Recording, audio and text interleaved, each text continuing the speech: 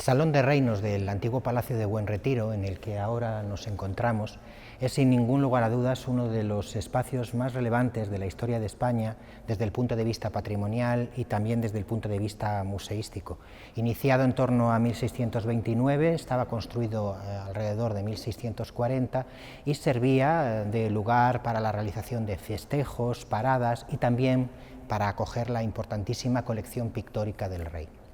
Con el fallecimiento de Felipe IV, el palacio quedó un tanto en desuso y a lo largo del siglo XVIII fue utilizado por diversos monarcas y con distintas intenciones, estudiándose distintos proyectos para su modificación. A principios del siglo XIX, con la Guerra de la Independencia, el palacio resulta prácticamente destruido y solo este Salón de Reinos y el Casón de Buen Retiro llegan hasta nosotros. Y tuvo que ser precisamente un museo, a mediados del siglo XIX, el que viniese a sumarse para garantizar la conservación de este edificio, puesto que aquí se instaló el Museo de Artillería, que luego fue conocido como Museo del Ejército. En el año 1995, las distintas fuerzas políticas españolas llegaron a un acuerdo y alcanzaron un pacto parlamentario para la ampliación del Museo del Prado. En el año 2015 el Salón de Reinos fue adscrito definitivamente al Museo del Prado y ahora, por tanto, podemos disponer de él para incluirlo entre los espacios museísticos de esta gran institución. A partir de ese momento el museo se puso a trabajar en la elaboración de las bases del concurso que iba a regir este proceso de selección. Un concurso internacional abierto a todos aquellos que quisieran presentar sus propuestas y con un jurado que iba a ser el responsable de seleccionar esta propuesta ganadora. Las bases del concurso partían de un escenario en el que se dibuja un periodo de 16 meses para la redacción del proyecto y 30 meses para la ejecución de la obra.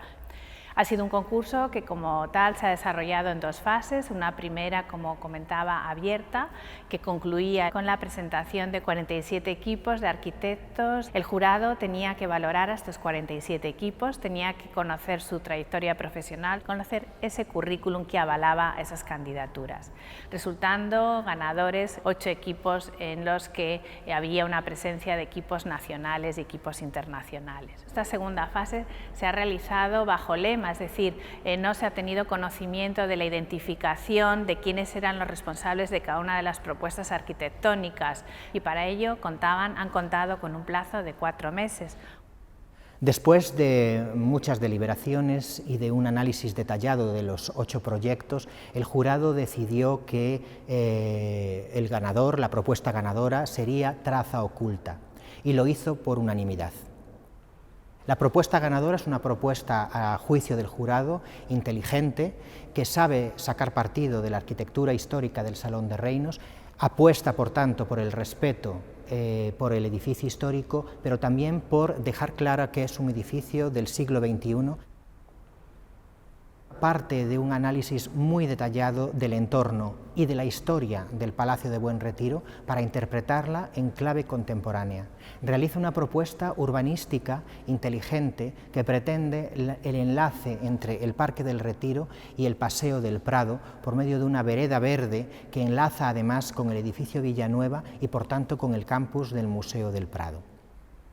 Desde el punto de vista más puramente arquitectónico, no solamente da respuesta a todas las necesidades de carácter espacial y de usos que se recogían en el programa de necesidades que se incluía en el concurso, sino que además lo hace de una manera inteligente en el desarrollo de los distintos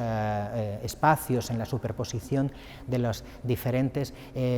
lugares de exposición o lugares de encuentro social que una infraestructura de estas características tiene que tener. Tomada por consiguiente la decisión, se realizó la apertura de la plica correspondiente y descubrimos que el ganador era el equipo formado por Foster Partners y Carlos Rubio Arquitectura. Por lo tanto, a partir de ahora se abre ese nuevo periodo de tiempo en el que tendrá que darse forma al proyecto de ejecución, el proyecto que permitirá la licitación de las obras y que permitirá contar al Museo del Prado con ese edificio con el que se concluirá lo que es la configuración, la conformación del soñado campus del Museo del Prado en toda su extensión.